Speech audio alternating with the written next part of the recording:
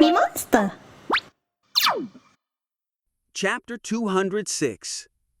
Screams and howls, explosions in the clash of battle.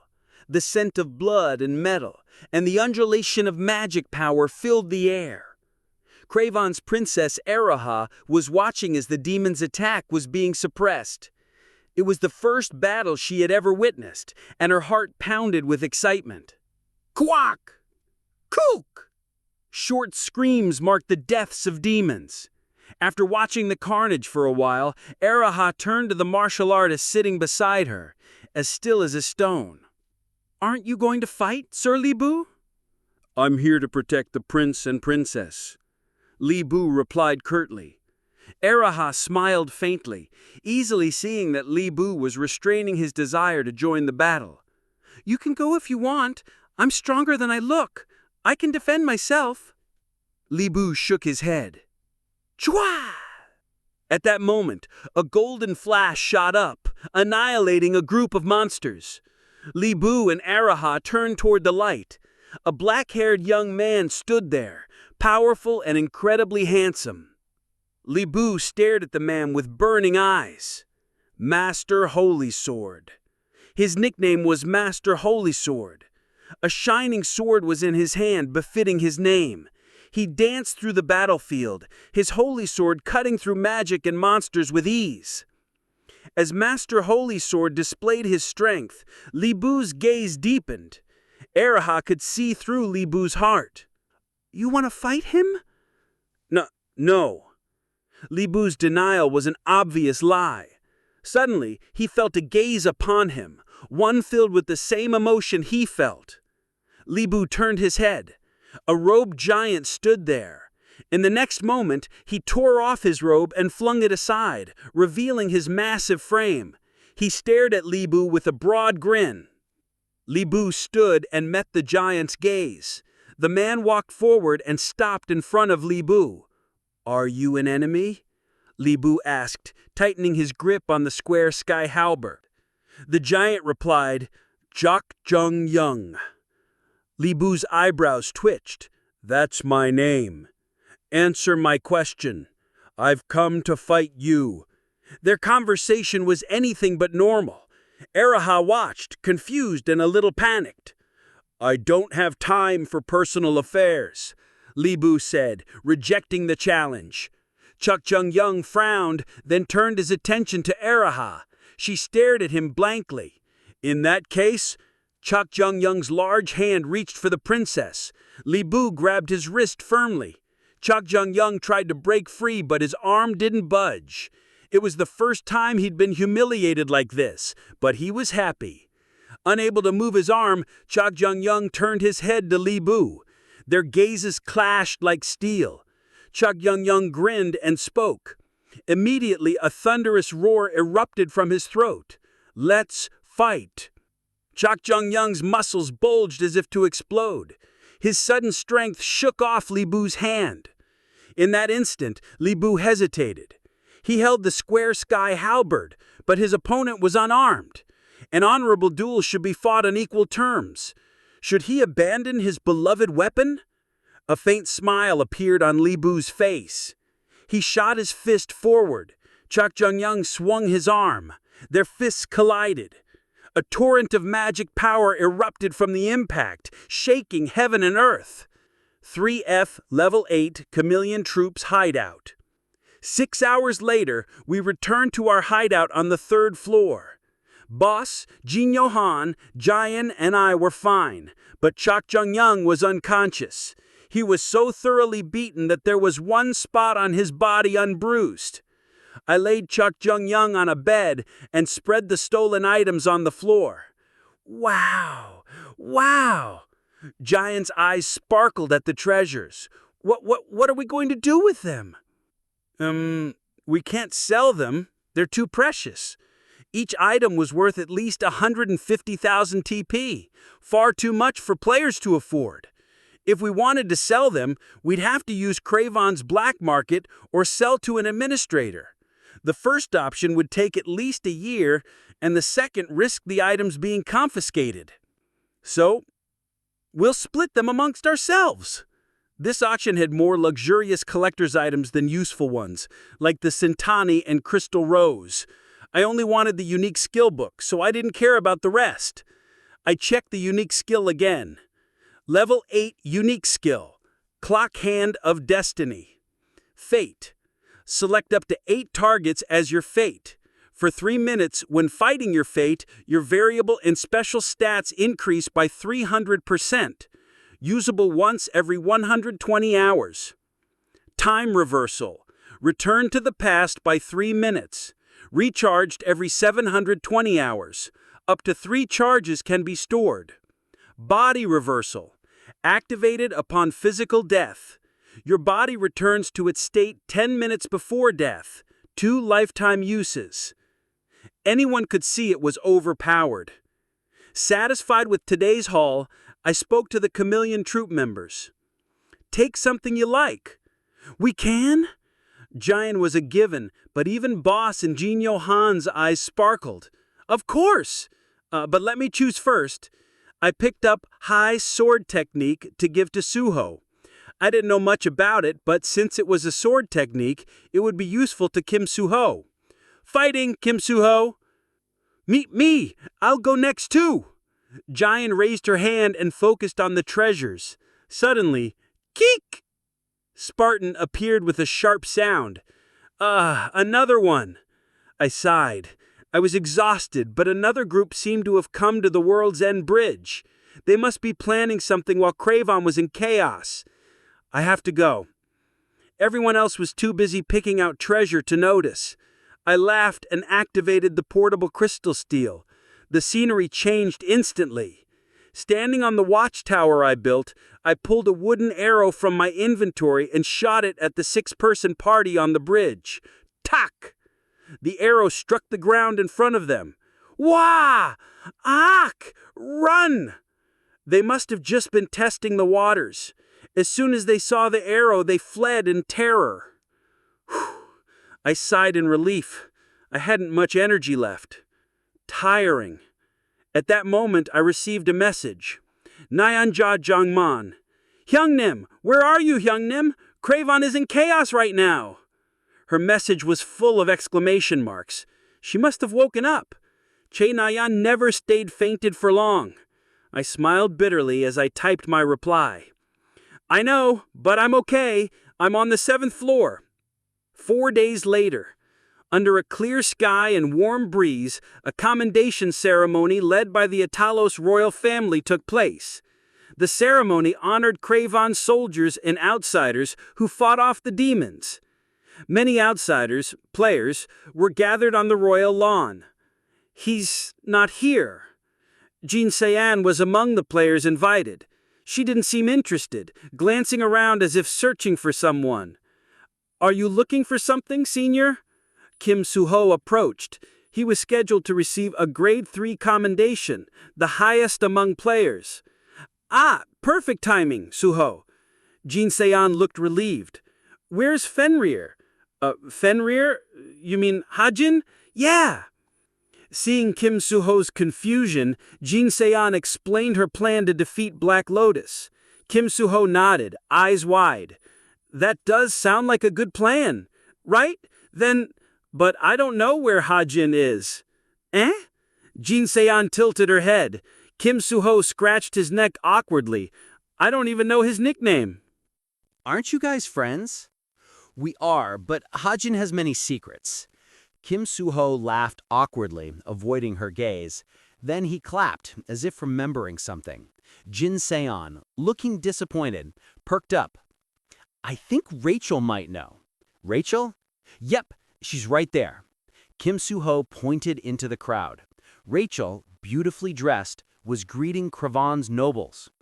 Okay, thanks. Jin Seon hurried over to Rachel. Meanwhile, Aruan von Atalos Philip, watching the ceremony, asked Araha beside him, Are you okay? Araha looked confused. What do you mean, elder brother? The crane feather fan. Araha laughed. Almost all the Banquet of Honor's items had been stolen by demons, and Funel was nearly killed. It was clear the auction's items were the demon's target. It's fine. Anyway, look at that girl. Araha pointed at Rachel, who was talking with Jin Seon. She's apparently royalty too. She is? Yep, royalty from the outside world. I see. Aruan wasn't interested in the outside world.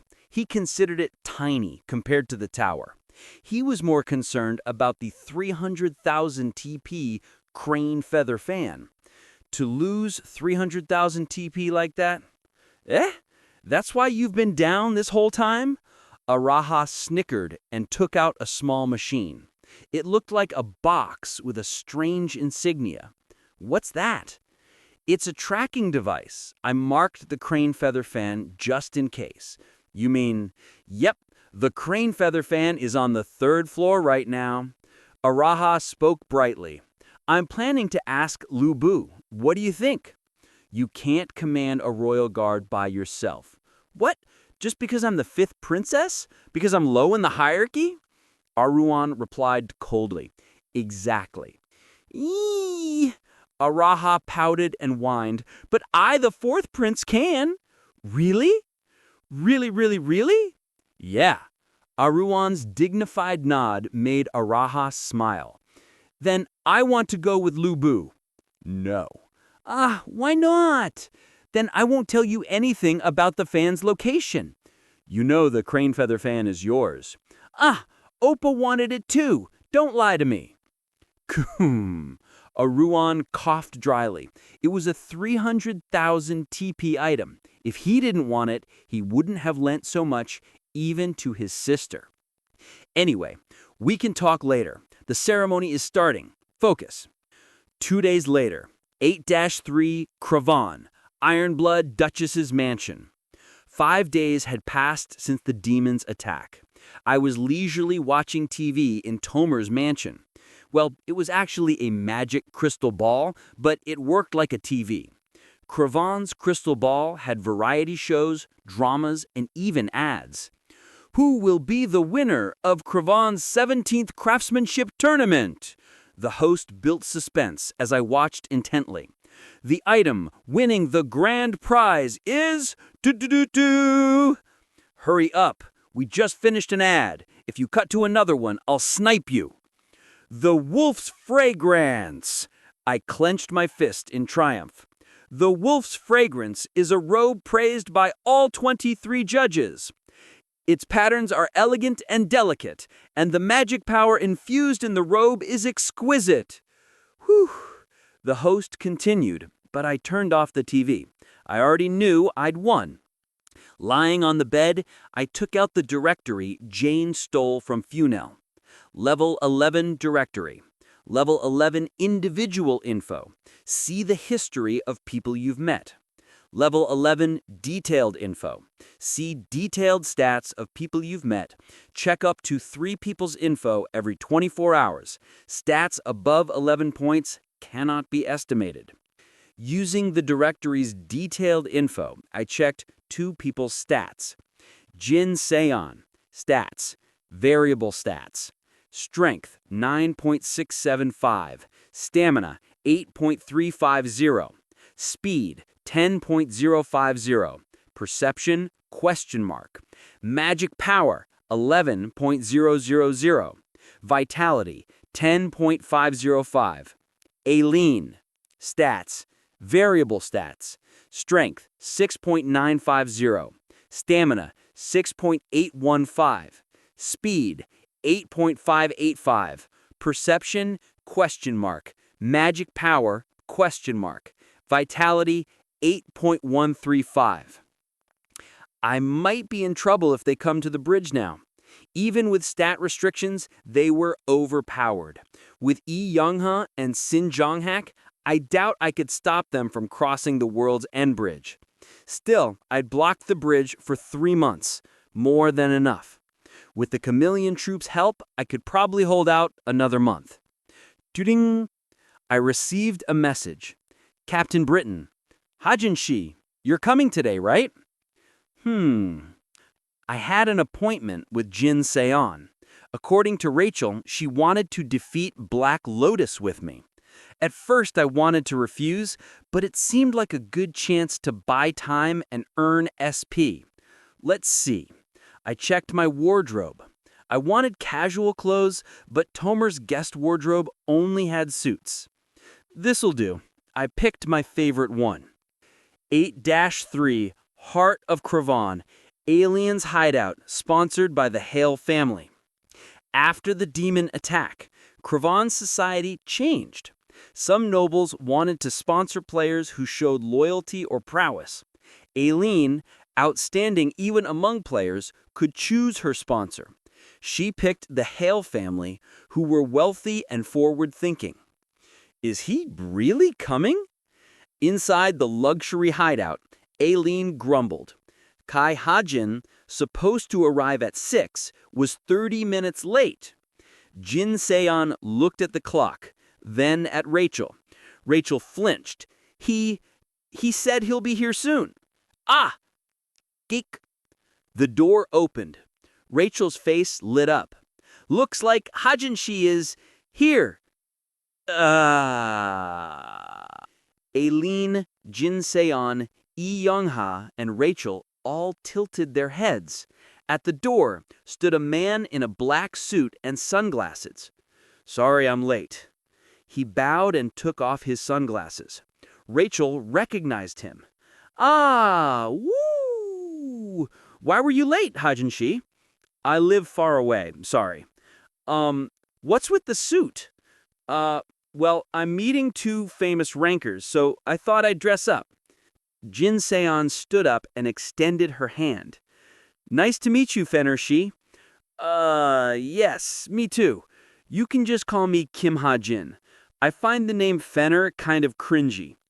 Sure, take a seat, Hajin-shi. Jin Seon guided him to a chair.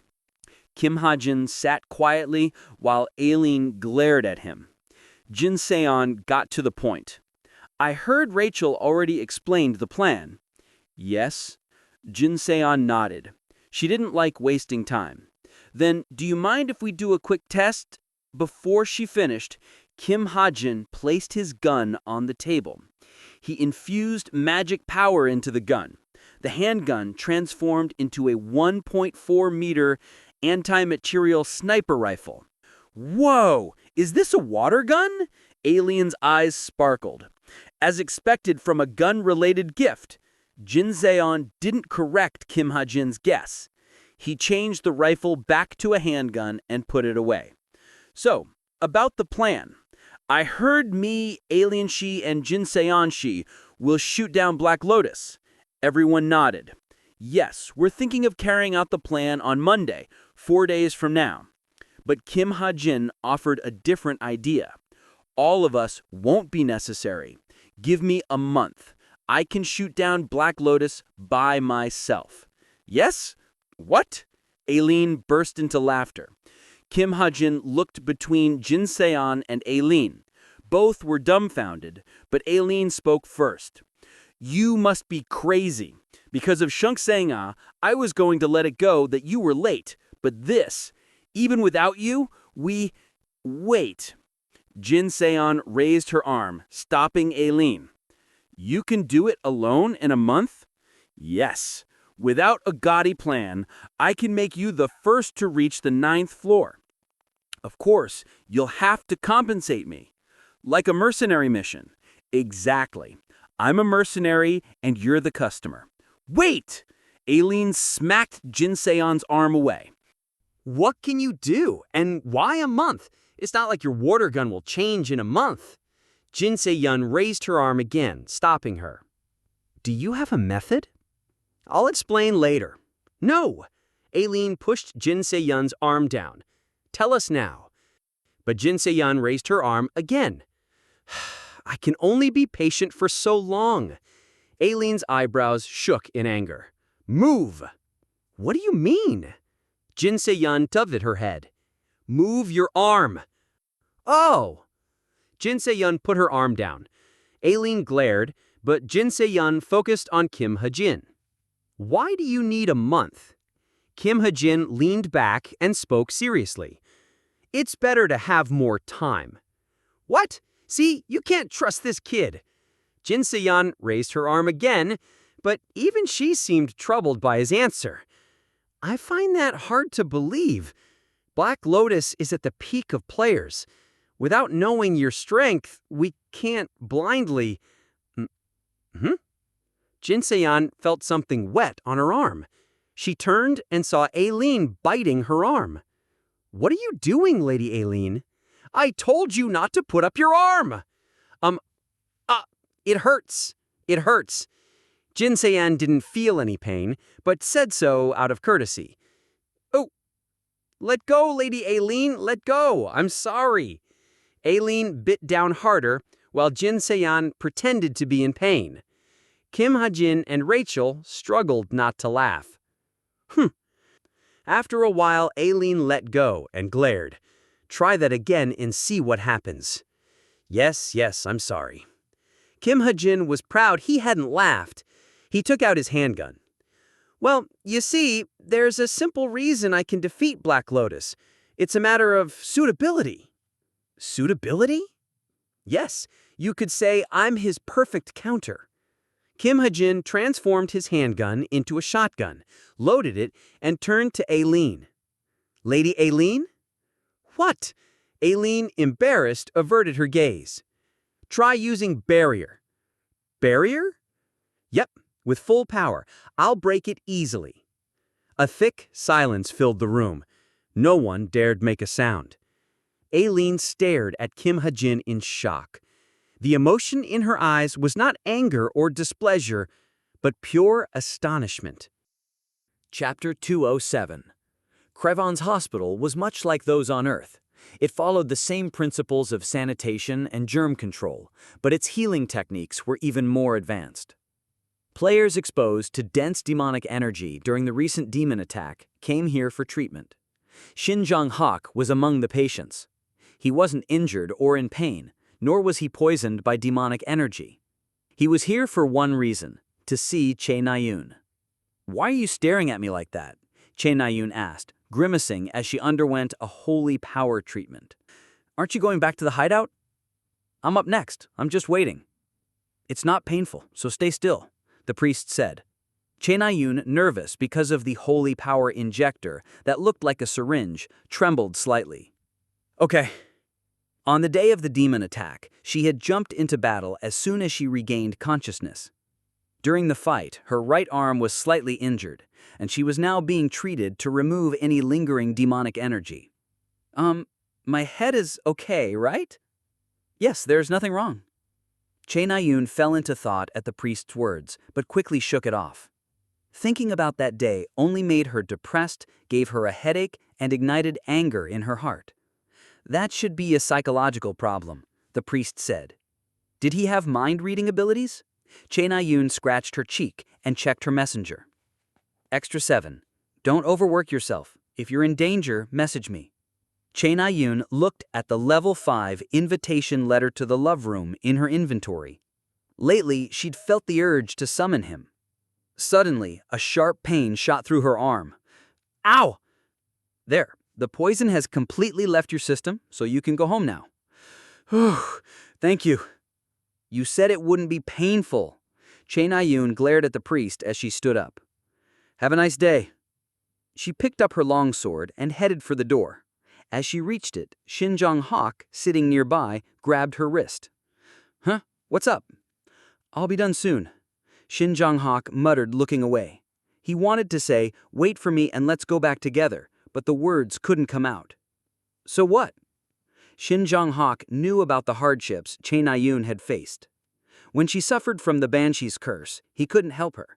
He had killed countless undead monsters, but never found an antidote. Do you want me to wait for you? Che Na-yoon asked him, placing her hand on his head. Shin Jong-hak looked up at her. He knew who cured her curse. Yi Ji-yoon had told him, under the promise of secrecy. No, it's fine. He shook his head, recalling his grandfather Shin Myung-chul's smile. As a child, Shin Jong-hak saw his grandfather as a hero among heroes, the pride of Korea. But Shin Myung-chul always found his fame embarrassing, tormented by his inability to protect his wife. Saving the world meant little compared to that regret. Then let go. Chae Na-yoon said sharply, snapping Shin Jong-hak out of his thoughts. He smiled faintly and released her wrist. "By the way, who hit your temple?" he asked, still curious and ready to go after the culprit. "Who dares hit Chae Na-yoon's head? It's already mostly empty," he thought. "I don't know," Chae Na-yoon replied, frowning and pretending not to care. "But if I meet him, I'll pay back this debt 10 times, no, 100 times over." Her words were full of conviction. Shin Jong-hak grinned and nodded. 83F, Eileen's hideout, sparring room. Eileen tried to avoid the test out of pride, but I eventually convinced her with help from Jin Se-yeon and Rachel. "I don't know why I'm here doing this," Eileen sighed, tossing her silvery hair back. I checked the Desert Eagle and spoke. "It'll be over soon." "I know." Eileen sighed and unleashed her magic power. "When you go back to Earth, be sure to thank Sung-ah." With that, she cast a textbook dome-shaped barrier. "This barrier is going to be sturdy," she added, reinforcing it with speech. With a single sentence, her barrier became even stronger. I raised my gun, aiming at the corner of the barrier to avoid hurting Eileen, and loaded a single bullet. Scan. I quietly infused 1.5 streaks of stigma into the bullet, adding anti-magic and spell-breaking properties to destroy both the barrier and speech. "I'm shooting." Yeah, go ahead," Eileen murmured, yawning. I pulled the trigger. The bullet shot out and struck the barrier. Chwak! The bullet zipped past Eileen's yawning head. Clang! The sound of glass shattering echoed. "Huh?" It took Eileen a moment to realize what happened. She looked around, confused. What? Her barrier was gone, and fragments of magic power littered the floor. "What? What happened? Where's my barrier?" Flustered, Eileen reached out, as if her barrier had just turned invisible. "Where did it—" She touched the air, bewildered. I turned to Jin Se-yeon and Rachel. "How is it?" They looked equally astonished, their doubts replaced by shock. What did you do?" Jin Se-yeon asked, while Rachel stared blankly. My gift, skill, and weapon? Come again?" I mixed truth and lies, saying I'd used several equipment consolidation coupons on the Desert Eagle, and that my special skill, algorithm, strengthened mechanical weapons. "I see. But don't guns have issues with bullets?" "Don't worry about that. I have a lot." Thanks to the blacksmith NPC Kedrick, bullet supply was no longer a problem. Kedrick and his disciples could now produce 20 handgun bullets, 10 assault rifle bullets, and 5 sniper rifle bullets a day. Hey, this is wrong. Something isn't right here." Eileen ran up to me. "Do it again. I went too easy on you. I forgot my stats were restricted and underestimated you. It's my mistake, so do it again." I considered, then agreed to build more trust. It was true Eileen hadn't gone all out. "Okay, but hold on a second." I turned away and prepared. Using my smartwatch, I modified a bullet. Anti-Eileen bullet. Decreases the power of Eileen's speech related to defense. 40 SP will be consumed. Would you like to save this change? Even with limited use, the modification cost 40 SP. Was Eileen that amazing, or did I just write it wrong? Either way, I saved the change and loaded the bullet. "All right, try it again." Eileen formed another barrier, shouting confidently. "As long as my magic power allows it, this barrier will never break." She sounded like an excited kid. I raised my gun and fired. The bullet traced a clear path. "Ah!" Clang! The sound of glass shattering rang out. The result was the same. "How?" Eileen looked devastated, murmuring in a daze. Did I just shatter her barrier or her confidence? I wasn't sure. Truth be told, I'm just overgeared. I looked at Jin Se-yeon. "Anyways, can you leave it to me?" Jin Se-yeon nodded. I walked down Crevon's streets with Rachel. Aileen had returned to the hideout in shock, with Jin Se-yeon going to cheer her up. Overall, things went well. "You've gotten so strong," Rachel said, her expression a bit bitter. Same goes for you. From what I hear on the community, you must have recovered most of your stats. I recovered about 80%. I was lucky enough to get lots of time on the 6th floor. Rachel should have gotten about 120 hours. Oh, and I never revealed your nickname to anyone, Rachel added, as if to reassure me. Thank you. Can I ask you for a favor? I took out Hawaii's sword technique from my pocket. I'd brought it in case I ran into Suho, but he wasn't here, and I didn't know how to find him. Sure, Rachel replied with a bright smile. Then, here. I handed her Hawaii's sword technique. To Rachel, it would look like Hawaii's basic sword move, since I'd changed its name with setting intervention. Give it to Suho. Okay. Rachel took the item without checking it. She tried to put it in her inventory, but it wouldn't go in. She tilted her head, confused, and looked at me. She blinked, asking with her eyes, "What's this?" There are items that can't go in the inventory. Oh, I see. Rachel put Hawaii's sword technique in her level 4 black suit pocket. Not wanting to leave her empty-handed, I took out a wrist protector from my inventory. Here. Okay. Rachel accepted it without much thought. Wow! The wrist protector's beautiful design caught her eye. Who should I give this to? To Rachel. Yes? You. Rachel stopped, eyes wide. Think of it as a delivery fee. The wrist protector was an item I'd used before, just like the level 4 black suit she was wearing. This is a level 5 item. Well, I'm quite rich. Try wearing it. Rachel stood still for a moment, then nodded and put it on, treating it with great care. Oh, it looks good on you. It's almost like it was made to go with that armor. Use it well. If I had to name her gear, it would be Kim Hajin's old equipment set. But Rachel, unaware, looked deeply touched. Time flew by, and 3 weeks passed. In these 3 weeks, Kim Suho and other players grew rapidly, thanks to nobles opening their hearts and lending their guards for sparring. As I'd said, Krevin was a great place to get stronger. Now there were only 10 days until D-Day. In 10 days, I would have to kill Black Lotus as Fenrir. Since I'd hired Jae-in for the show, I didn't have to worry about being found out. I heard that Fenrir is going to fight Black Lotus. A wolf versus a flower. Obviously the wolf should win. Yeah, no. I hope the wolf wins. I wonder what's on the 9th floor. What a party. I didn't know how the rumor spread, but Fenrir versus Black Lotus had become the battle of the century. I was happy with the SP I was earning from it. I turned off the community and switched on the Crystal Ball TV. We prepared an interview with one of the round of 8 participants, Boshi.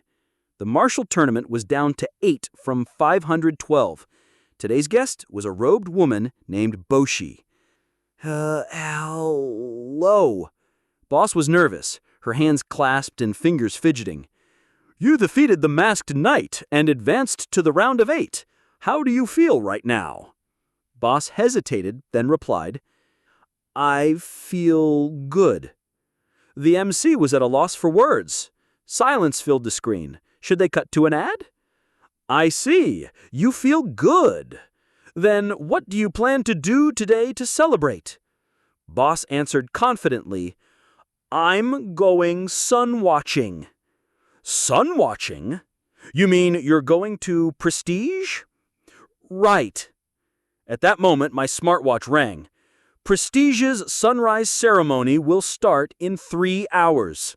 Today was the day a sun would rise in Prestige. 3F, Prestige. Belle and Jin Se-yeon walked the streets. Jin Se-yeon wore a robe, but no longer gasped for breath. The incomplete curse counteragent Belle brought from 8-2 floor had helped her. How's your body? Belle asked. Jin Se-yeon stayed silent. Stay hidden. We're in a safe place, but trouble could find you in that state. Jin Se-yeon didn't have the strength to reply. The curse was no longer a big problem. Bathing in Prestige's sunlight would wipe it away. Her magic power would devour it. I've suffered enough. Belle didn't press her. He knew her humiliation. Just thinking about those times must hurt. Do you want to eat something? Like your favorite porn fried rice? Later. Jin Se-yeon knew she needed to eat to recover, but only replied briefly. Belle nodded. They walked together and joined a huge crowd. Medea's palace was visible in the distance. The first sun would rise above it today. How long do we have to wait? 10 minutes. What happened to the inner wall? Oh, apparently they're gradually pulling it down. Players chatted loudly. Jin Se-yeon pulled her robe lower and sighed. Belle spoke. Shahik? What? Can you wait here? We might not have time to buy corn-fried rice later, so I'll go now. Okay. Jin Se-yeon agreed. She really wanted corn-fried rice today. Because of Rumi, she'd only eaten porridge until now. Then wait here. Okay. Belle disappeared, and Jin Se-yeon waited for the sun to rise among players and NPCs. The artificial sun could weaken curses.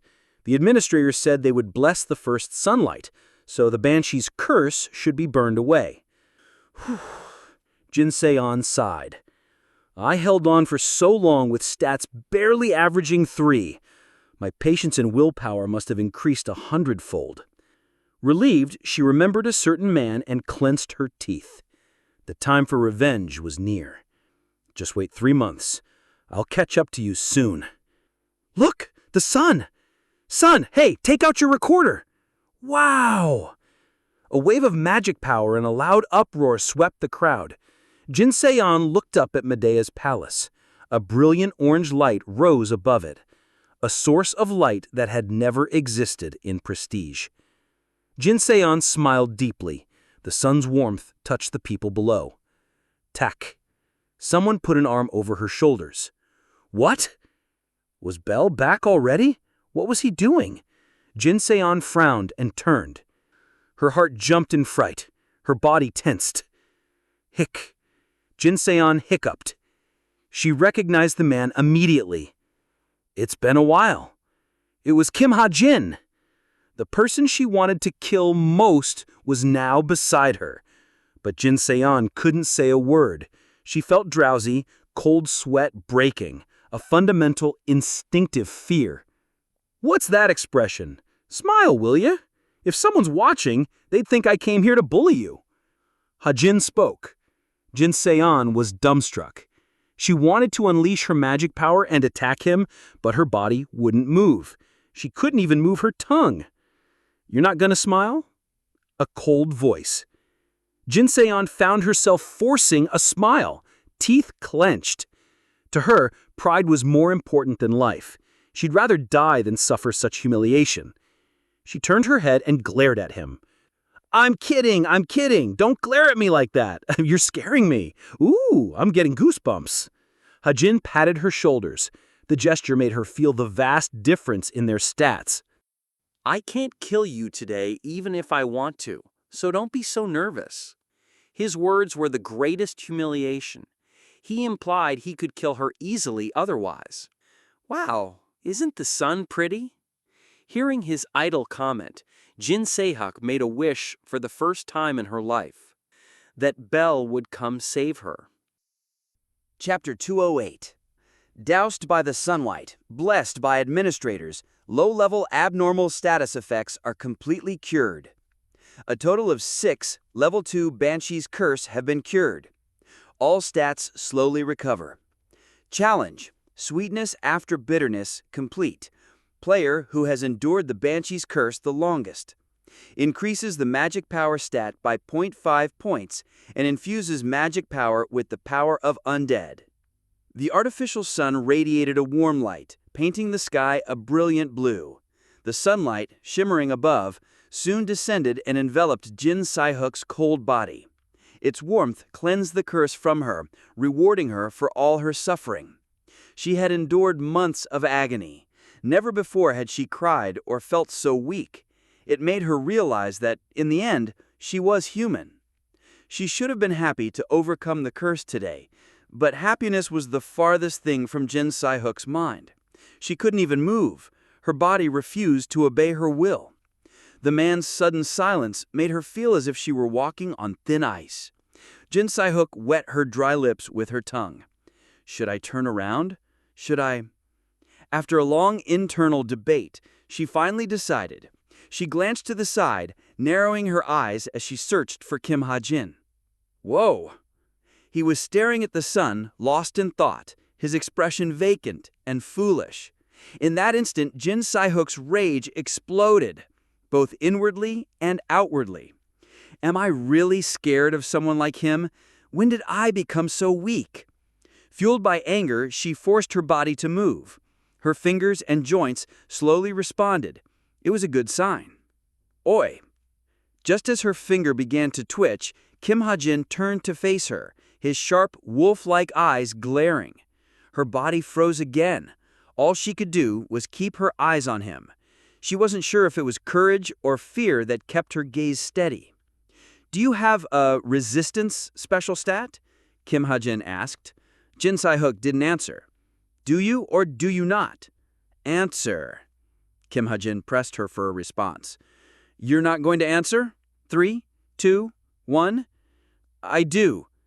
She had only discovered it recently, but a special stat called inhumane resistance had manifested. It must have appeared because she refused to give up under the Banshee's curse. I see. Kim Hajin grinned and tightened his arm around her shoulders. To an outsider, they would look like close friends. Jin Si-hook was disgusted by the situation, but she didn't resist. She clenched her teeth, gathered her magic power, and muttered inwardly, "If you get any closer, I'll cut out your heart."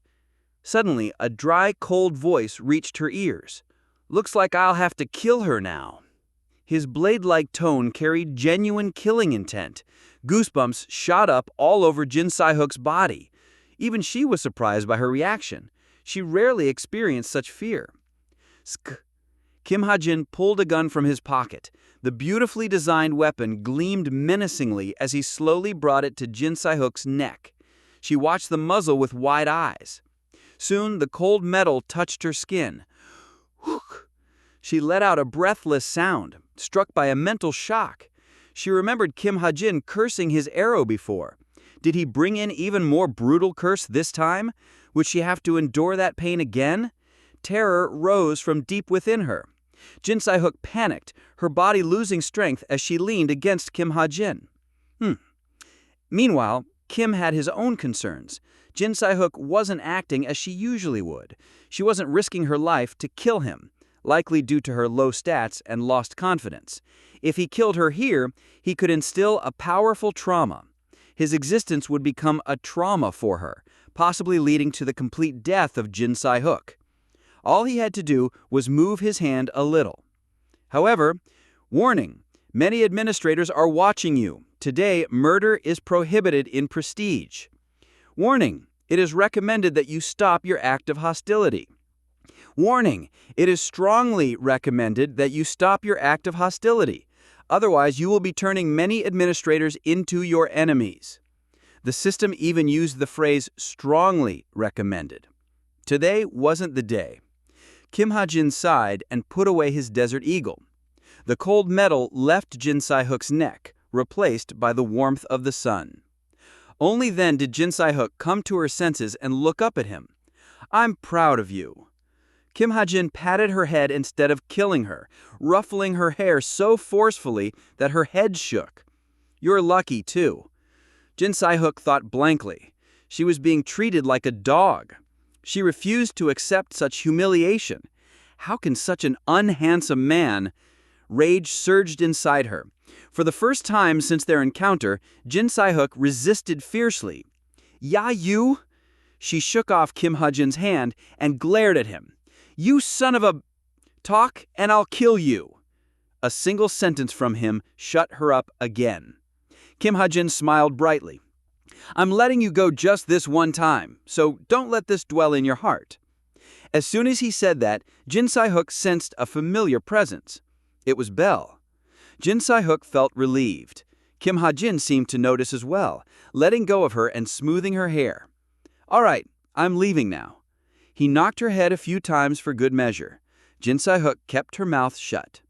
But, as if unpleased, he turned back to her one last time. "Don't let me see you again." Jin Si-hook stood blankly for a moment, then grinned. Now that a trustworthy ally had arrived, she forced herself to sneer. "I thought about it a bit."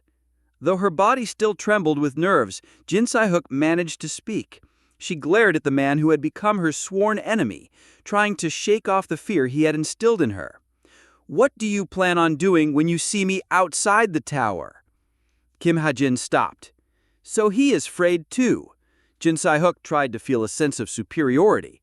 However, Kim Hajin, with only his head turned, smiled chillingly. "It'll be the same outside the tower." Though Jin Se-hook couldn't see it, system messages appeared before Kim Hajin's eyes. Unique skill level 8 Clock Hand of Fate activates. You have met the condition to set a target as your fate. Complete.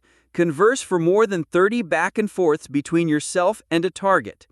Jin Se-hook, the refugee of a foolish grudge, has been added to your fate record. The condition changes. To set your second fate, you must perform a different action. If I see you again, you'll die. Those were Kim Hajin's last words. Jin Se-hook was stunned. Soon, Belle appeared and stepped between them. With Belle's body shielding her, Jin Se-hook could no longer see Kim Hajin. Belle glanced at Kim Hajin, then turned to Jin Se-hook. "Are you okay, Se-hook?" Jin Se-hook didn't reply. Her mind and body burned with anger. Feeling a rage that seemed to melt her brain and scorch her heart, she made a vow to make Kim Hajin regret letting her go, to make him suffer until he coughed up blood. "I swear on my clan." Jin Se-hook's voice trembled with rage, but tears glistened in her eyes. On the other side of the same floor, Yu Yonha watched the rising sun.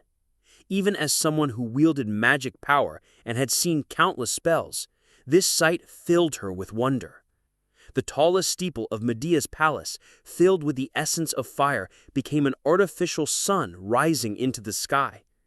It was a beauty beyond nature, a miraculous scene that left her in awe. Perhaps too mesmerized by the sun, she only noticed the player beside her after a while. Yu Yonha turned to the source of the presence. A girl's blonde hair shone under the sunlight. Her beauty rivaled that of elves. Yu Yonha was at a loss for words. The girl, Rachel, bowed gracefully. "Hello." "Hi." They greeted each other awkwardly, but this meeting was pre-planned. Rachel had sent Yu Yonha a friend request with a long message. "Hello, Yonha-shi. It's been a while.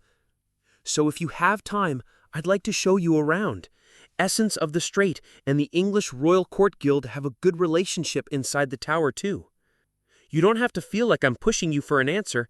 I won't mind even if you say no." It felt more like a letter than a text. Yu Yonha couldn't refuse such a kind gesture, so she accepted. She had planned to bring an Essence of the Strait member to show Rachel around, but it seemed more efficient for Rachel to do it instead. "Rachel-shi, your ID is Captain Britain, right?" "Yes." Yu Yonha thought Rachel was like a snowman. The new sun's light reflected off her milky skin and blonde hair. Rachel fidgeted and smiled shyly when Yu Yonha met her eyes. It made sense. Rachel, quick to hear about guild politics, must have known Yu Yonha was promoted to Chief Strategic Officer of Essence of the Strait.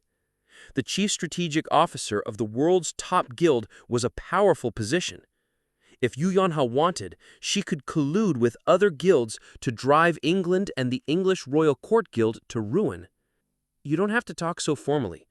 It's fine if you speak like you do in your messages." Yu Yonha projected her system messenger and showed Rachel the content. "Also, where did you learn to type those emoticons?" "Ah." Rachel smiled bashedly. As England's princess, she was unaccustomed to addressing people with great authority like Yu Yonha. "It's been a while since we last met, so it's a bit awkward." Rachel rarely spoke unless necessary, and when she did, she kept it short. Of course, when she was really grateful, she would secretly press her keyboard. So how are you going to help me, exactly?" "Ah, I'll explain how to get stronger in detail. Let's go." Rachel tried casual speech. Yu Yonha had told her to, and they technically were former academy classmates. Rachel wanted to close the distance between them, especially considering the potential benefits. Though her relationship with Kim Youngjin was fine, Yu Yanha would clearly be the new head of Essence of the Straits operations. But Yu Yanha didn't reply, and Rachel, dejected, added politely again, "Shall we go to the hunting grounds?" Still, Yu Yanha remained silent. It wasn't because of Rachel's speech. It was because Yu Yanha smelled a familiar scent from Rachel. Yu Yanha furrowed her brows and stared at Rachel, making her flinch. Or would you want to go somewhere else? I'd be honored to guide you wherever." Did she really dislike my casual tone? Rachel spoke even more respectfully, but Yu Yanha was focused on identifying the scent. She stepped closer and sniffed Rachel. Then, electricity struck her mind. Yu Yanha sniffed Rachel again to confirm. She was certain. Rachel's body was covered in this scent. Yu Yanha looked up blankly at Rachel. She knew exactly where this scent came from. There was no way she wouldn't. After all, it was the same scent that lingered in her bed no matter how many times she washed it. Yes, it was the scent of Kim Hajin. 3F Prestige. 10 days later. After the artificial sun rose, land prices in Prestige skyrocketed. But players couldn't buy land even with money. Most of Prestige's land already belonged to another player. That player was me, Kim Hajin. Almost half of all available land in Prestige was mine.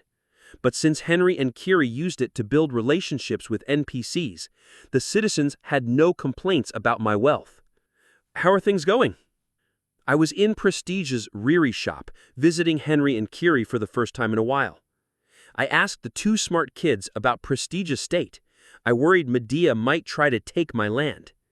"It's going great. We're both really happy." "Oh, our daddy also came back recently." I widened my eyes at Kiri's words. "Really?"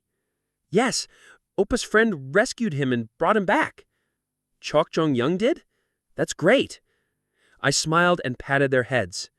The NPCs Chok Jong Young and I saved all had useful skills in construction, law, administration, education, and magic, so Prestige was advancing rapidly. But Kiri's happy smile soon faded, and she asked with a worried look, "Anyways, I heard about Oppa's upcoming battle." "Huh? Oh, the one with Black Lotus. It's tomorrow." It would be at dawn when Krevon was least active due to the morning fog of darkness. I wanted the show to be flawless, but fewer eyes were better. "Anyways, how are the goblins doing?" "They're downstairs. Follow me. We expanded our basement a lot." Henry and Kiri pulled me downstairs. In Prestige's Riri shop, the basement 6 goblins were busy at work. Weren't there 3 before? They multiplied? "Yes, Master reached the 8th floor, right?" "Yeah." "It looks like the stone tablet leveled up accordingly. It might also be because of the goblins' hard work." "I see." I examined the goblins. Level 5 Craftsman Goblin. He is in a state of increased efficiency due to being in a suitable environment. He is very satisfied with his residential area. His happiness level is 99%. He will level up soon. Residential area? This place is a residential area? Ah, yes, I asked Tedric Oppa to separate the basement into different rooms. This is the potion room. Kiri opened the next door. A sign above read, Playroom. I peeked inside. A pool table, ping pong, foosball table, there were all sorts of games. Another room had Bedroom sign. Huh? What are they? I saw 2 goblins playing cards in the playroom. They were much bigger than the ones in the potion room.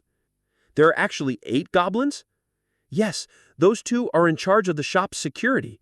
They play during the day when the city's guards are patrolling, then work at night. They were as big as adult men and well-equipped. Henry and Kiri had given them proper tools. I see. Well, looks like there's nothing I need to worry about. Good job. I smiled and hugged Kiri and Henry. The 2 starving kids I found had grown so much. They were quite heavy now, too. Then I'll be off. Okay. Stay safe. Don't worry. I left the shop with a smile. I headed to the crystal stele in the center of Prestige and used it to reach the 8th floor. 8th floor, Crevon, the final crystal stele on the eastern end. Aileen and Jinseyan were waiting for me. Jinseyan held a recorder, and Aileen looked conflicted. "Oh, he's here." "Hello." Jinseyan asked about my plan as soon as I arrived. I explained simply. Just bait him into shooting his warning arrow. Black Lotus always shoots a harmless wooden arrow first. There will be a brief opening when he attacks, and that's when I'll shoot him down. "Oh, we were thinking of doing the same thing when we first talked to you. After all, no matter how fast his reaction time is, there has to be an opening if we aim for the moment he shoots his warning arrow." I nodded at Jinseyan's words. If I hadn't taken this role, I might have been in trouble or even died. "But can we really take the reward for reaching the 9th floor first? We can wait for you if you want." Jinseyan sounded a bit sorry. "No, it's fine. I don't mind at all." The reward for being first to the 9th floor was the right to fight the 9th floor's calamities first. In other words, they would get the qualification to hunt calamities, which I didn't want right now. "Oh, also, take this." "What's this?" I handed them some summoning scrolls. These could be torn in an emergency to teleport the user to a safe location within a 10-kilometer radius. The emergency waiting room teleportation ticket was similar, but the problem was that you'd return to the same place when exiting the waiting room, so it didn't help if you were surrounded. Use it if you're in danger. Aileen and Jinseyan took the scrolls without much comment. For the record, these scrolls were worth 3,000 TP each. "Oh, such precious scrolls.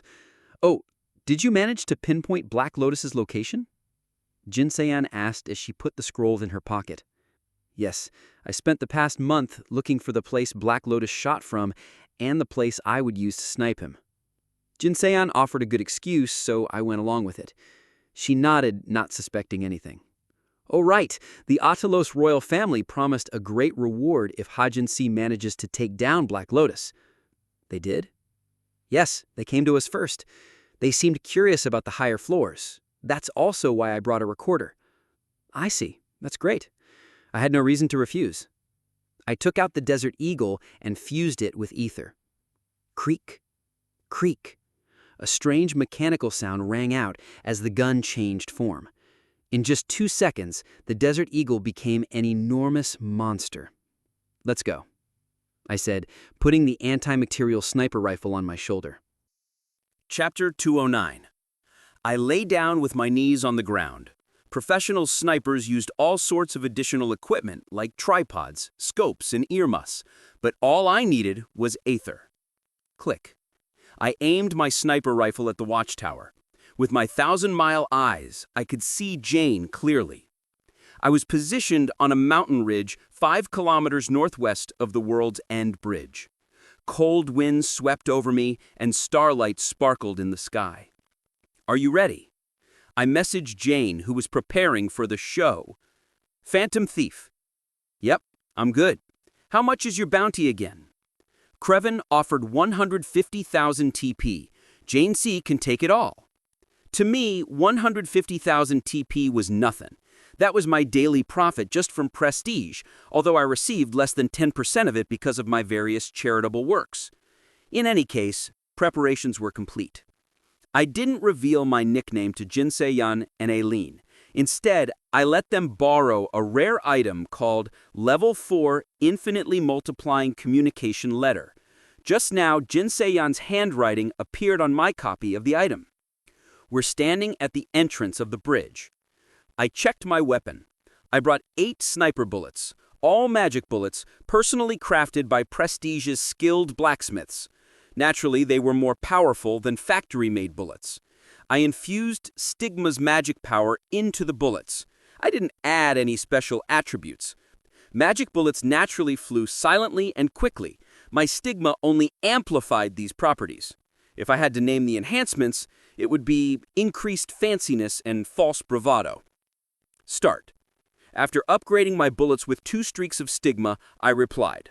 Then I took out the Crane Feather Ban. Rise, Fog.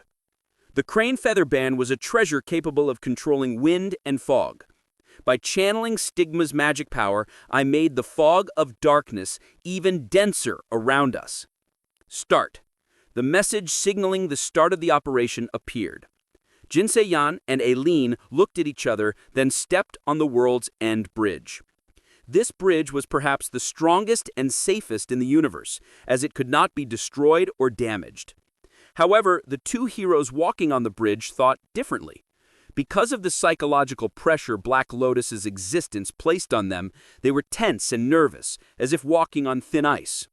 The atmosphere was eerie. The wind rustled the leaves of the surrounding trees, and the end of the bridge was hidden by dense fog. What skill did he learn? Aileen suddenly spoke.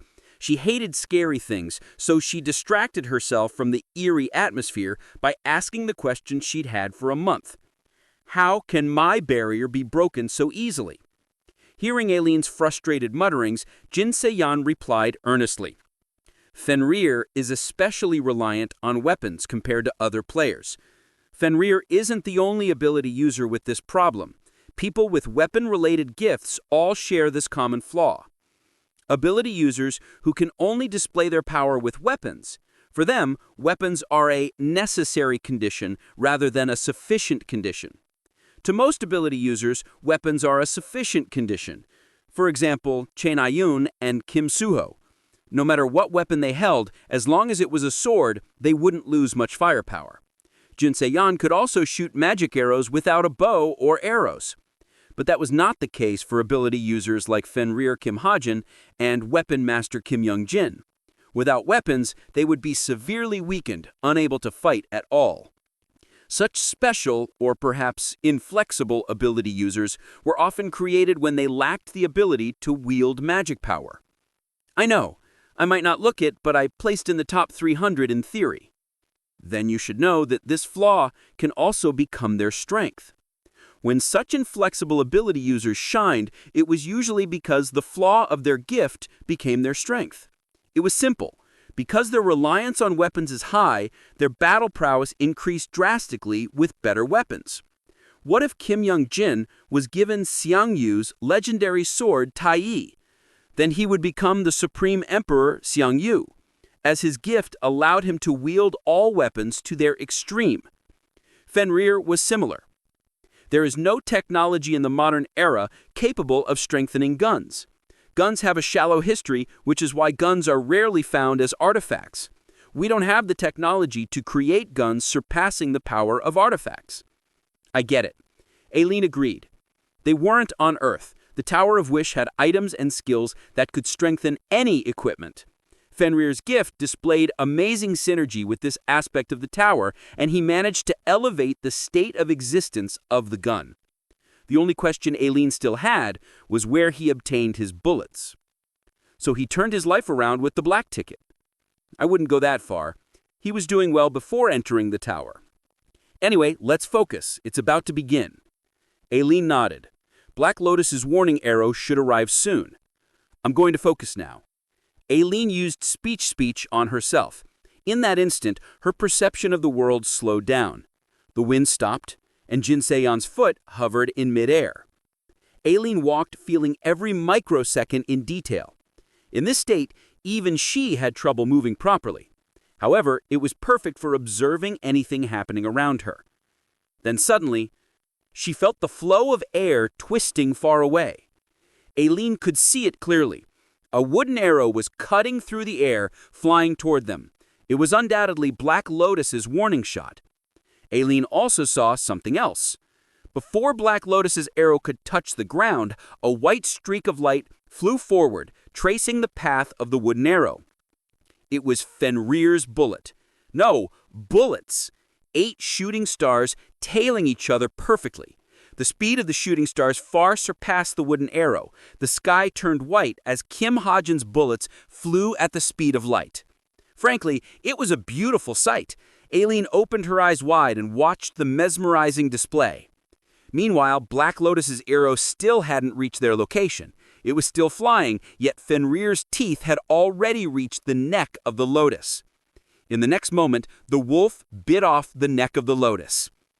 Then, a white explosion erupted. The magic power condensed in Fenrir's bullets shot up visibly. Each bullet continued the previous eruption, creating a chain explosion that amplified the destructive power of normal magic bullets. Boom! The eastern mountain ridge roared from the violence of the magic bullets.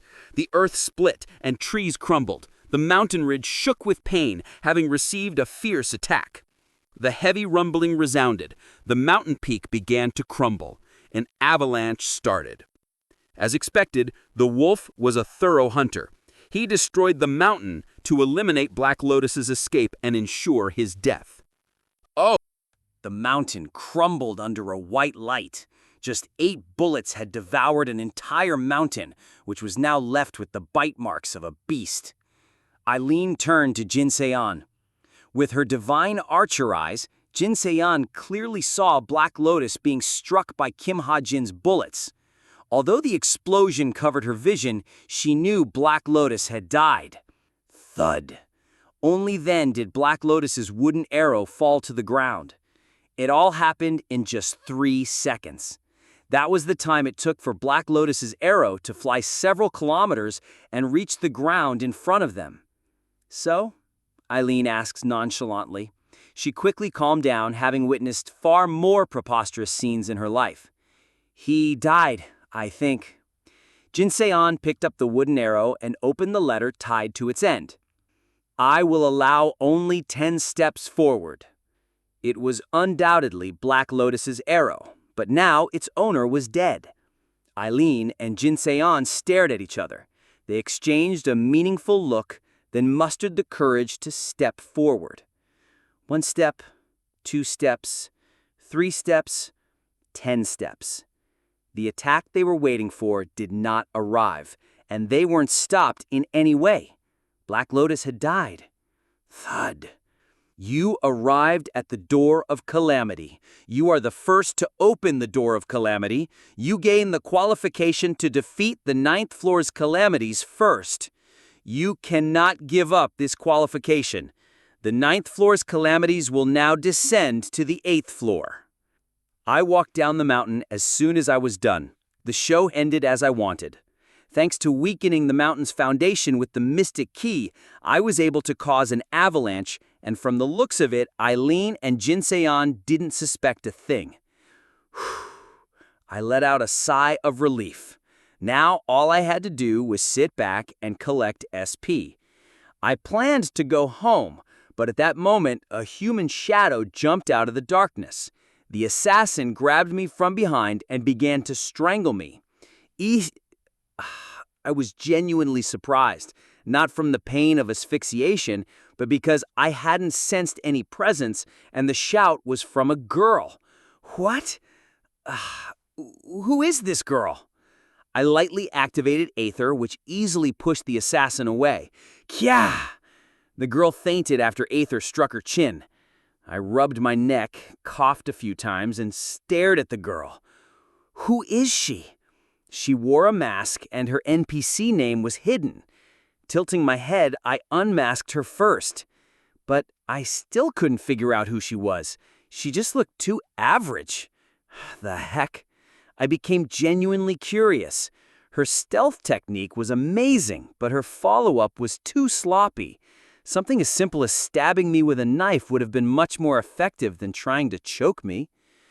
I checked my smartwatch, as I should be able to view most NPC's information with it. But to my surprise, there was nothing.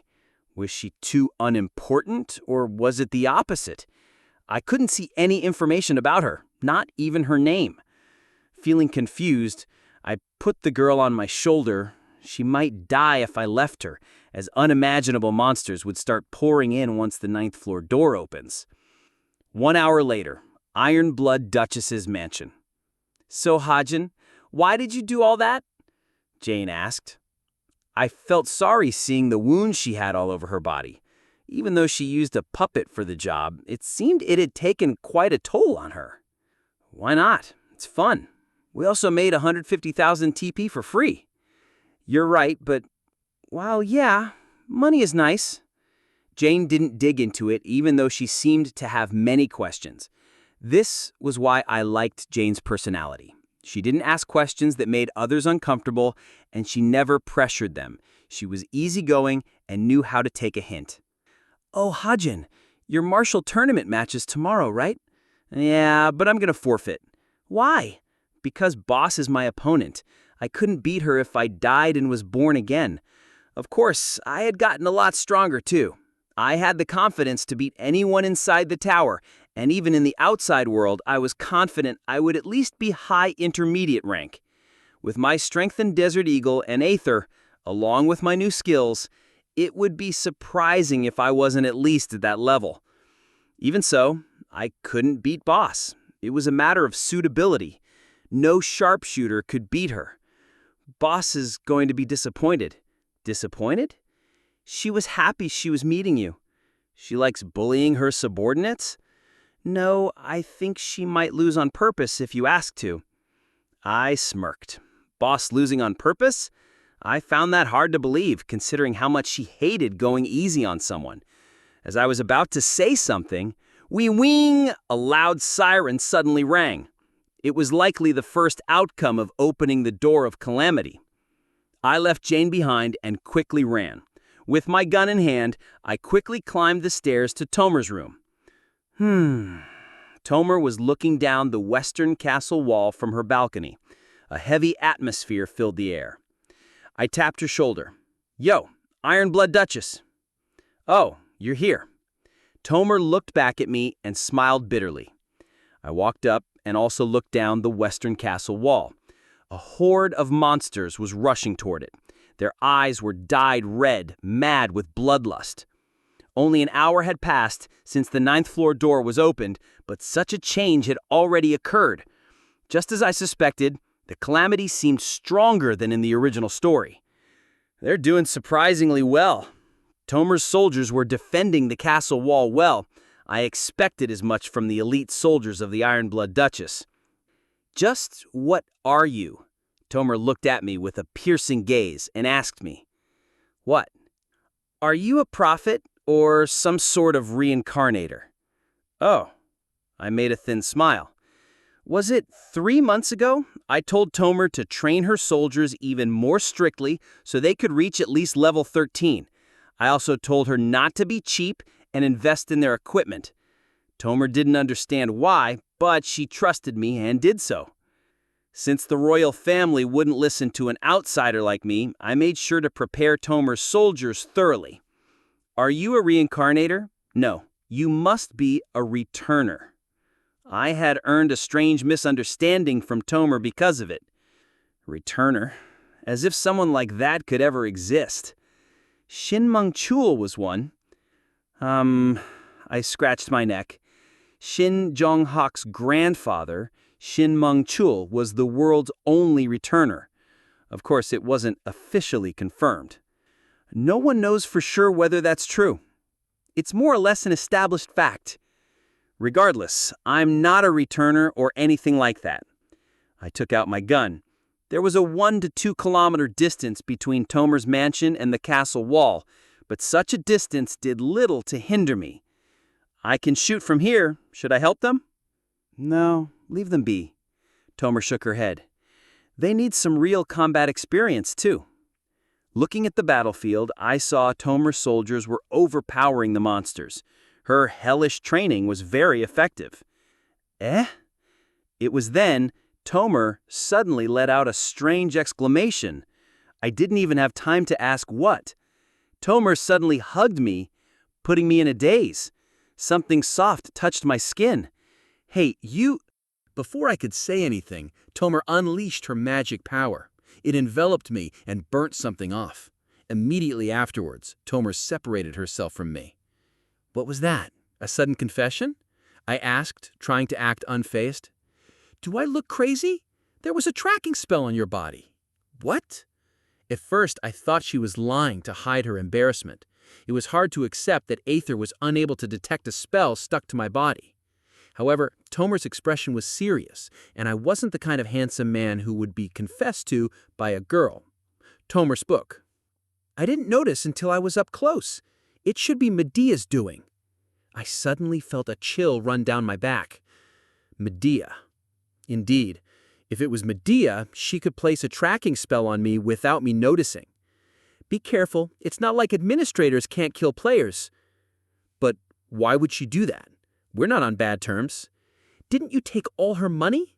Don't you know that Medea loves money the most? Plus, Medea is in the upper echelons among administrators. There are few who can stop her if she really sets her mind on something. I became a bit nervous. I knew Medea's personality better than anyone. If she put a tracking spell on you, you must have really gotten on her nerves. Oh, did you see the Craftsman tournament? In fact, do you even know what that is? I nodded. Of course I knew it. I won the grand prize. She is apparently eyeing the item that claimed first place. My eyes shot open. The wolf's fragrance would soon return to my hands, along with the first place rewards. She is? Yeah. If you can, try to get it for her. She likes receiving gifts and makes sure to repay her debts. Okay, thanks. I'll keep that in mind. No matter the case, Medea was an administrator who played an important role in the tower. Her title, Sorceress, wasn't for show. Gaining her favor wouldn't be disadvantageous at all. Oh, I forgot to say something. I stopped as I was about to leave and told Tomer about the mysterious girl I picked up. She was currently sleeping in the second-floor guest room. A girl? Okay, I'll take a look. Tomer nodded without much thought, and I opened the door to leave. Ah, jeez. Then I flinched. Boss was standing right in front of the door. Chapter 210. I opened the door to leave. Jeez. Then I flinched. Boss was standing right in front of the door. She glanced up at me. "Did you also come here to speak to the Ironblood Duchess, Boss?" I asked, but Boss only glared at me in silence. Her height, which was tall for a woman, felt especially daunting today. Why is she so upset? Did Jane tell her that I was going to withdraw from the martial tournament? Boss stood motionless for a while before stretching her arm past me. I was startled, but it was nothing serious. Boss grabbed the doorknob I had been leaning against. Gong. She closed the half-open door completely. "Boss, aren't you going to go in?" She interrupted me midway. Boss's lips quivered slightly, and she mumbled a question as if talking to herself. "Just now, what you did inside." "Huh?" I tilted my head. "You did something inside," Boss repeated. I quickly realized what she meant. She must have witnessed the strange scene between Tomer and I just a moment ago. "Ah, that was nothing. Wait, Boss, were you peeking on us?" Boss's shoulders trembled slightly, and then she frowned. "Peeking? That is no way to speak to your boss." I simply smiled. "Then why did you come here? What you did just now?" "She's my centurion," Tomer interrupted Boss. The door opened again and Tomer stepped out, smiling softly at Boss. "Welcome." But Boss greeted Tomer in an unusually brusque manner. "Yes, but I'll have to listen to your report later. I have something else to do." She could have asked what was going on, but didn't. She simply walked past us. Boss, slightly disgruntled, watched Tomer disappear. "Boss, how's your sparring with Tomer going?" I tried asking. Some time had passed since we arrived on the 8th floor, but their relationship was still the same. Things would be different if she had won at least once. "We're now evenly matched, on par, and equal." She said several phrases that meant the same thing with determination and energy. "It won't be long. I will win." Seeing Boss like that aroused my curiosity. "Have you been reading a wuxia novel?" What are you talking about suddenly?" "I did find an interesting wuxia novel. Should I tell you what it's called?" Boss grinned just like anyone recommending their favorite novel and opened a system window. "No, that's okay." I declined with a smile, but my curiosity was piqued again. What are her stats like now? I took out the directory. Stats. Variable stats. Strength 10.1. Stamina, 10.5. Speed, ?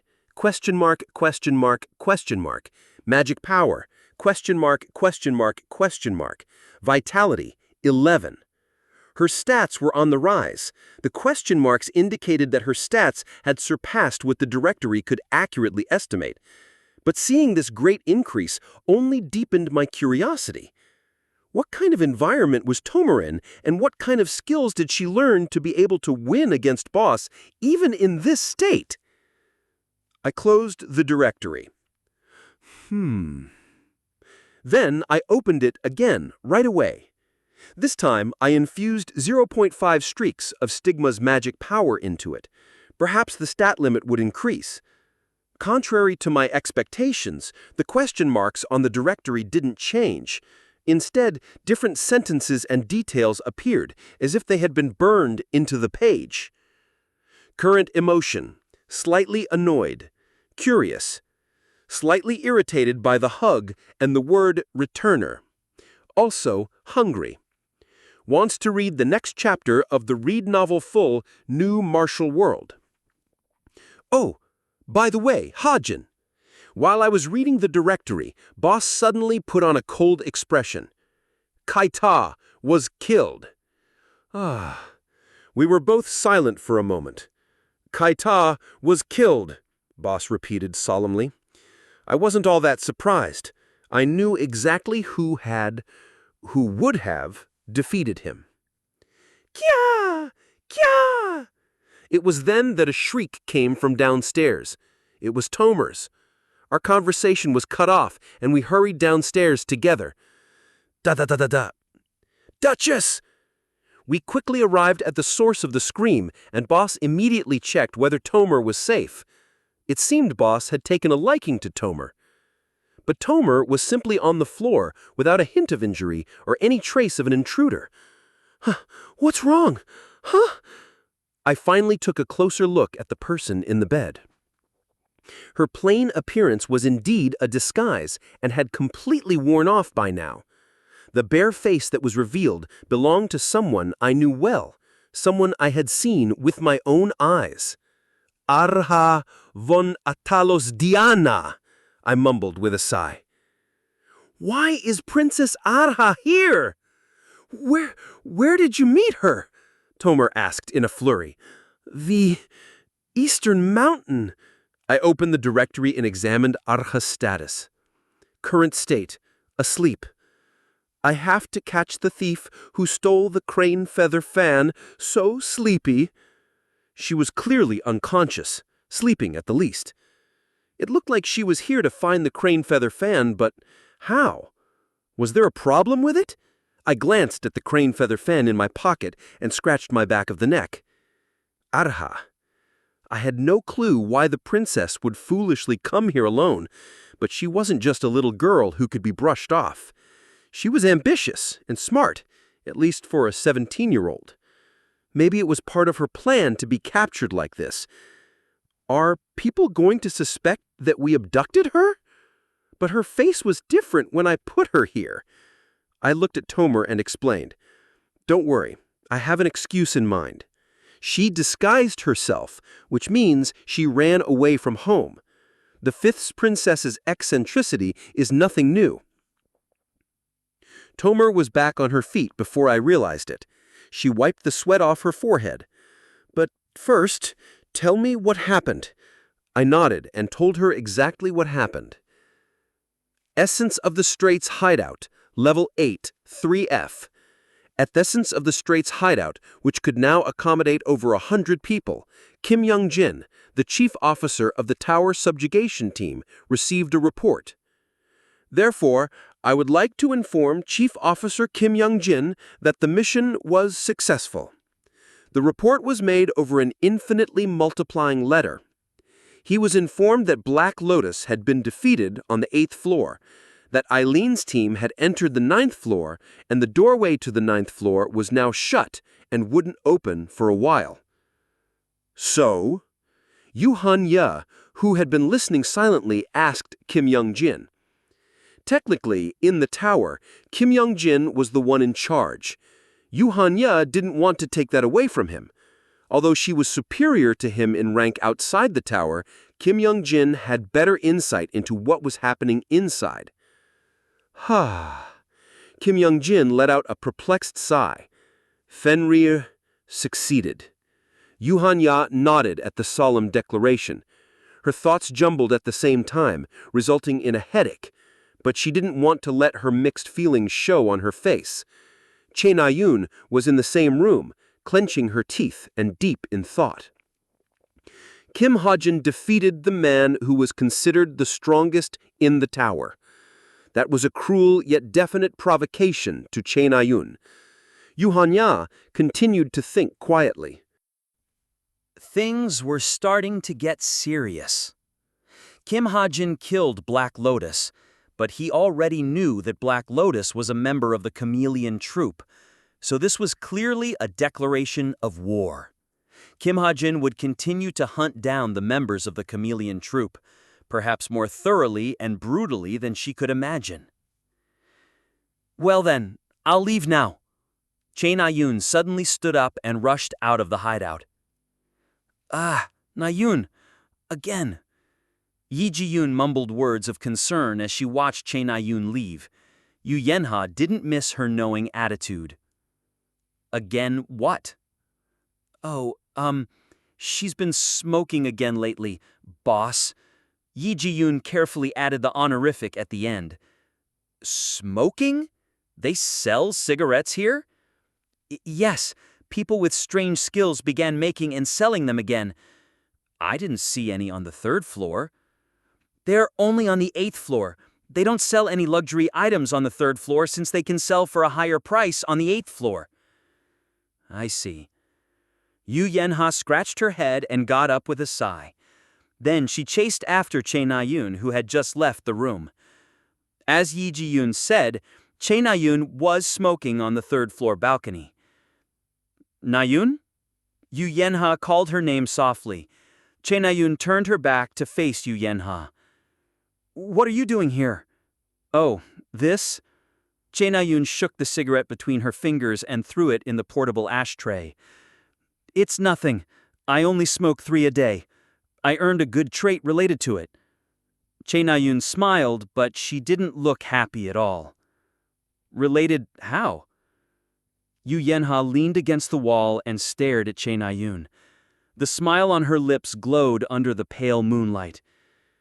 I'm not supposed to tell others, but I'll make you an exception. Let's put it this way. I can convert toxins into magic power. Really? Yup. I got this trait when I was cursed a while ago.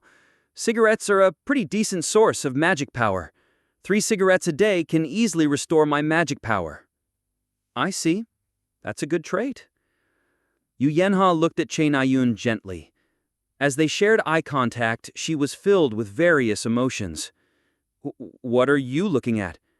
Nothing. To be honest, Yu Yen-ha was still hoping. Her wish may never come true, but she didn't think it was impossible. Suddenly, Yu Yen-ha remembered the question her father had asked her. Is it weak to lean on hope, or is it weak to not believe in hope? She didn't answer at the time because she didn't think it was possible to judge a person's weakness based solely on their belief in hope. Oh, I heard that you were promoted to the chief officer position. Yeah, I was. Congrats. You're the youngest chief officer in history. That's pretty cool. That is why Yu Yen-ha was still believing. She was still hoping that one day Kim Hajin and Chae Na-yoon would smile at each other. That one day they would put an end to all the misunderstandings, resentment, and hatred, and that all of their wounds would heal.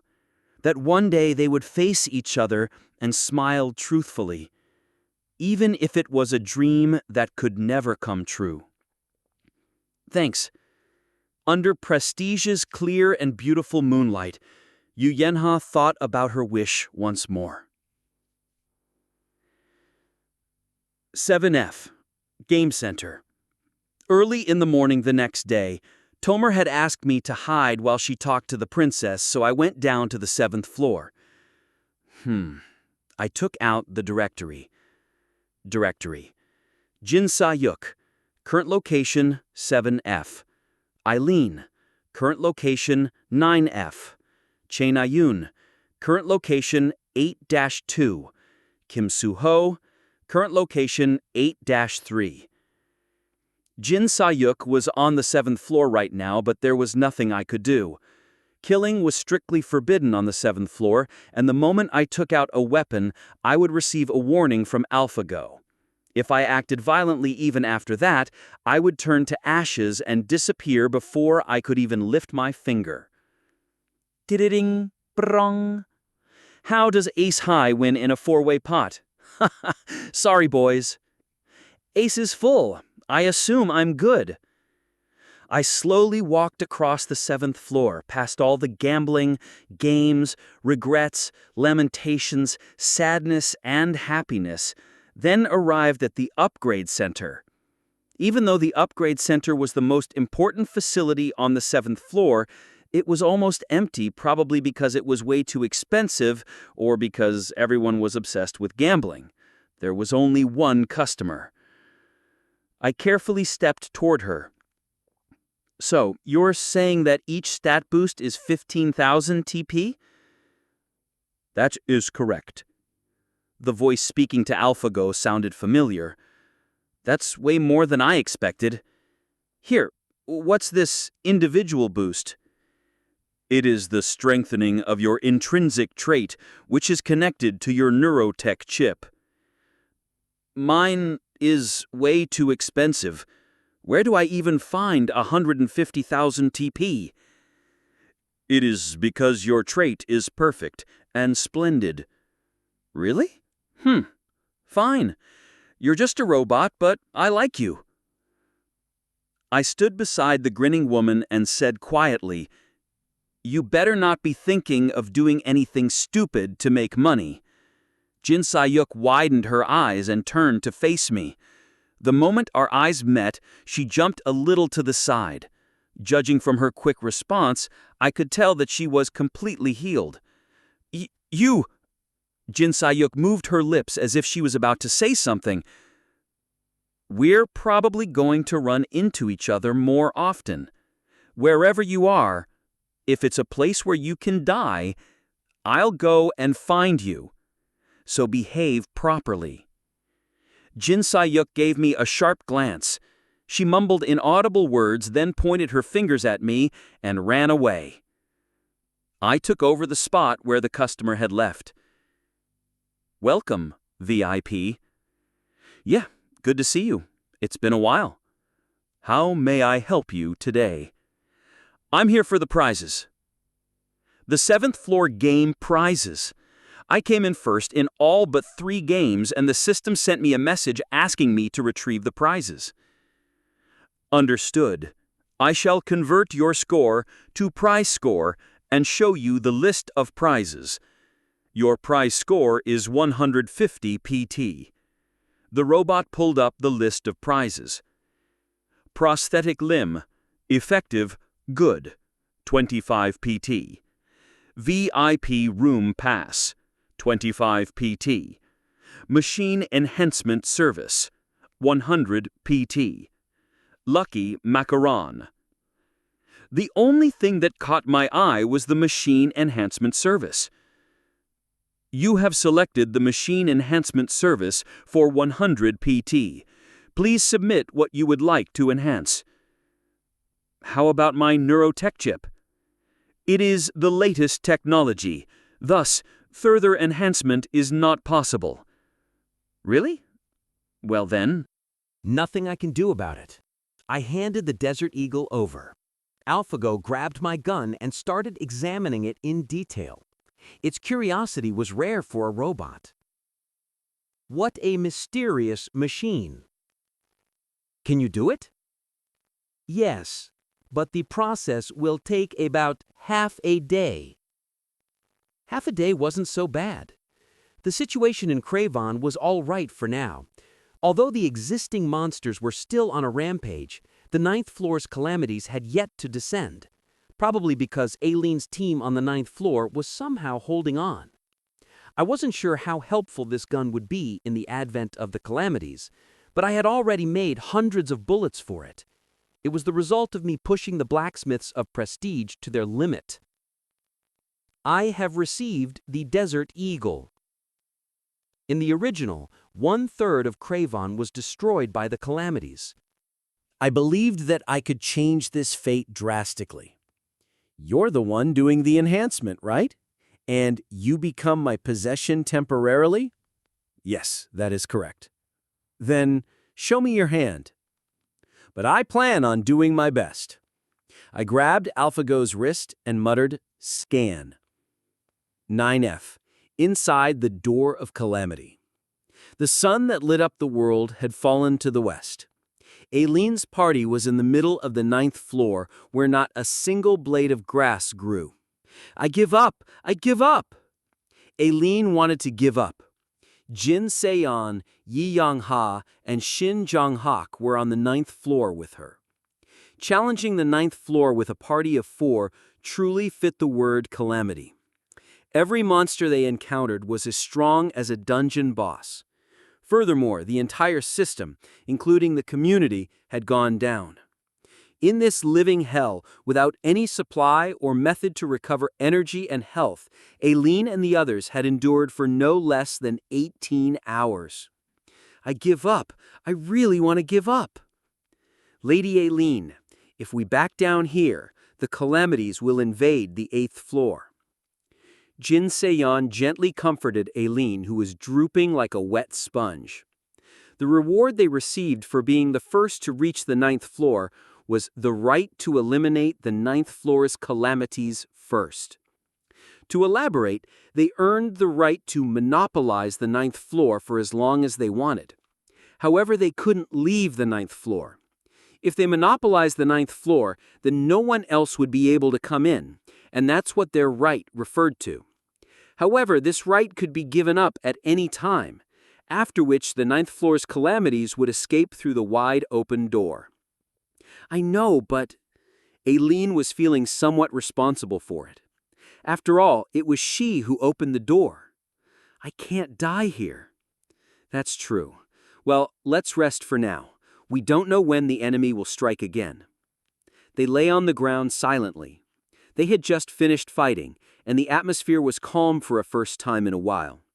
Shin Jong-hak got ready to sleep, and Jin Seon took beef jerky and other foods out of the inventory and gave them to the others. They were quietly recovering their stamina when suddenly Jin Seon spoke up as she chewed a jerky. Perhaps Black Lotus was already aware of this situation. That was an interesting hypothesis, and now their attention was focused on Jin Seon. No way! Aileen looked a little bit afraid. No, there's a good chance. I've been thinking about it all this time, to be honest. Jin Seon spoke with a grim expression. That Black Lotus somehow found out about the 9th floor's calamities and was deliberately blocking the World's End Bridge. Everybody was silent. But soon Aileen disagreed. That doesn't make any sense. How could he have known? We were the first ones to enter without a doubt. I don't know how, but hasn't Black Lotus been acting strangely all this time? Jin Seon began to recite her doubts one by one. Black Lotus didn't have to fire warning shots. He should be aware of the risk he creates for himself in doing so. But he fired them anyway and overlooked those who retreated. What that means is that his goal wasn't to kill, and opening the door was very easy. It only took us a few monsters and some traps to get here. So that proved that he wasn't blocking the bridge out of selfishness, like anything I can't do, you can't do.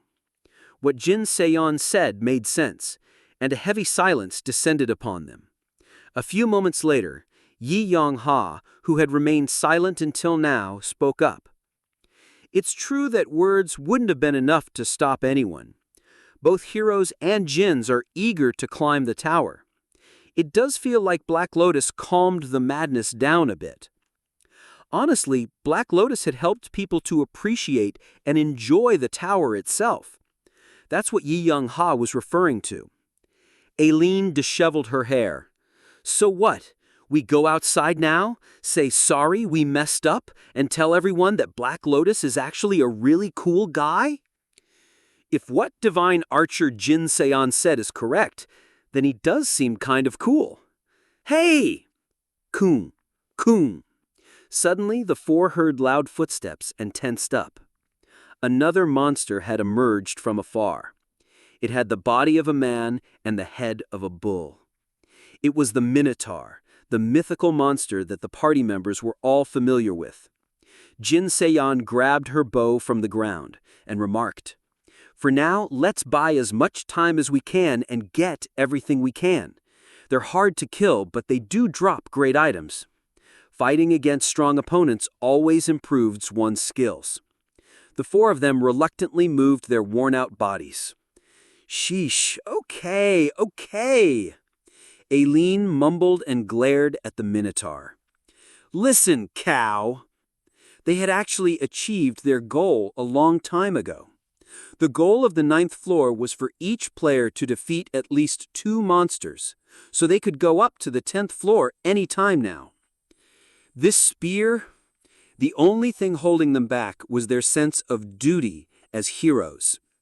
Aileen created a sharp spear out of magic power. The sparks of magic power shook the atmosphere and gathered at the tip of the magic spear. "Become lightning." That was Aileen's last spirit speech. The spear, which had pierced the monster's heart, became a high-temperature, high-voltage electric current and burned the inside of the Minotaur's body. The Minotaur, standing tall, looked like a living thunderbolt. Right, the Minotaur wasn't dead yet. Thank you for listening. If you enjoyed this story, don't forget to subscribe, comment, and like the video. Have a suggestion? Let me know in the comments.